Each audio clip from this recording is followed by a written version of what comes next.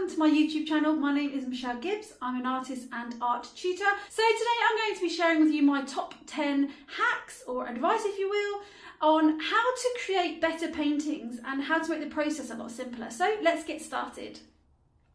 So my number one piece of advice is, and it might seem obvious, but to buy the right materials. You can only really be as good as the materials that you use. So if you buy cheap brushes, for example, the hairs are going to fall out. That's going to be frustrating. If you buy really cheap paints, they will be very diluted and you will find that the results won't be satisfying and you will quickly become frustrated. So buying the right materials is really important. So number two is your lighting. Okay, so make sure that you have a really well lit area. If you can be by a window without a direct sunlight, that's really great. If not, then you could just buy some daylight lights that you can just put over your artwork, because otherwise if you don't have the right lighting, then the colours just won't seem right and it was going to change. So when you look at it later or in a bright daylight, you'll find that the colours aren't quite what you thought they were. So tip number three, make sure that you prepare your surfaces. It's really important whatever surface you're working on. If you're using paper and it's not a very heavy weight, make sure that you stretch your paper just so that it doesn't buckle when you're working. Otherwise the water will make it buckle. If you're using canvas, again, they will always say that they're triple primed, but actually you still need to give them a coat of gesso just to make sure you fill in all those tiny little holes. Again, if you don't, what will happen is your paint will get absorbed into the canvas and you will have to add more and more layers, again making it quite frustrating. So tip number four, get to know your colours. Again, when you're starting out, it's very tempting to go and buy all the different colours that you can see. There are lots of them and there are different ranges, and when they're named they can vary depending on the range as well.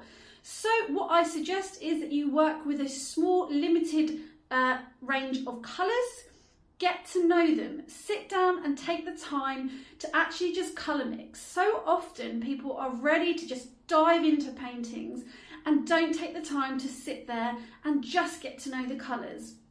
Your colours will have different tinting strengths. Some will be more opaque than others. Some are great for glazes, some aren't.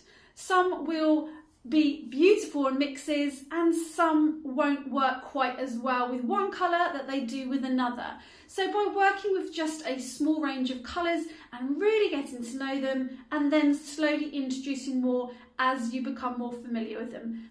So tip number five is planning. Before you start a painting, don't just dive straight in. Sit and plan for a little bit. I know it can take time, but it will save you a lot of frustration before you actually get going. Sit down, decide on your composition, decide what you want from your photograph. What is it you're trying to portray to the person that's viewing it? What colours do you want to do? There is a lot that can go into planning and it will save you loads of time trying to figure out as you're painting. Obviously, when you're working, things will come up and you will intuitively move through the process and things will change. But if you've got a bit of an idea before you go in, it will make things a lot easier. Tip number six, pre-mixing your colours.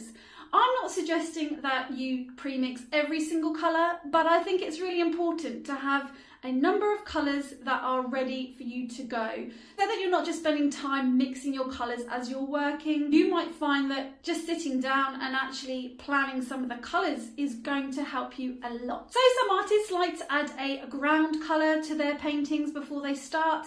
That way they're not glaring at a very white sheet of paper or a white canvas. And again, it can just make the process a little bit easier to see your colours. So tip number seven, contrast. It is really important. Everyone thinks that when they're learning to paint, colours is the most important thing, but actually value is. Value is the light to dark of your painting. It is the contrast in your work. If your painting is all in one value range, then it becomes very flat and uninteresting. You need to be able to create contrast in your work to make it more visually appealing. My piece of advice is to always have a black and white copy of the image that you're working from, if you're working from an image of course, so that you can see your lights and your darks and you can match your colours accordingly. So don't just work from a colour image, because it is more difficult to be able to see your lights and darks when it comes to colour, but if it's in black and white it makes it a lot simpler. So tip number 8, layering. Make sure that when you're painting that you add layers, and you can either subtly build those up or you can build those up using thicker paint. It doesn't really matter when you're working in acrylic, but the important thing is that you build up layers. That gives you depth and it makes your painting more interesting than if you are to do just one layer. Often people become frustrated because they think it's not worked the first time, but actually you need that layering in order to make the painting build and become more interesting. So tip number 9, make sure that you use some medium in your acrylics. It's fine to use water, but water actually separates the acrylic, whereas acrylic medium will bind the paint better and make the process a lot easier. You can also use a retarder that will slow the drying time down when you're working, or even a stay wet palette. So using the right tools, as I said before, is really, really important, but using mediums when you're painting can really help you in the process as well. And tip number 10, work with large shapes to start with and slowly get smaller. I find that people quite often see highlights and they want to put those in, but actually you need to save those till last. So having the patience to just wait until the end to put those highlights and those smaller details in can make all the difference. So work in large shapes. If you have some trees, you block them in a darker value, and then you can slowly get your shapes smaller and smaller until you start to add the detail. Don't rush into the detail. Now I'm throwing in an extra one. I know I said that this is my top 10 tips or hacks, but actually I'm just going to throw another one in. So for my tip 11, it is to just try and have fun and be patient with it. Learning to paint is a really long journey, and it can take a really long time, and you don't always even arrive, and if you do then it's a bit boring. I set aside a little bit of time each week, so having an art class to go to or even an online course is a really great way, because you've invested the money and you're investing the time in doing it, so you are more likely to actually do it. So I find also that if you are trying to learn to paint, is just be kind to yourself. So many of my learners can compliment somebody else but not themselves, and it's really hard to see the good in your own work, but actually date your work and you will look back and see your progress.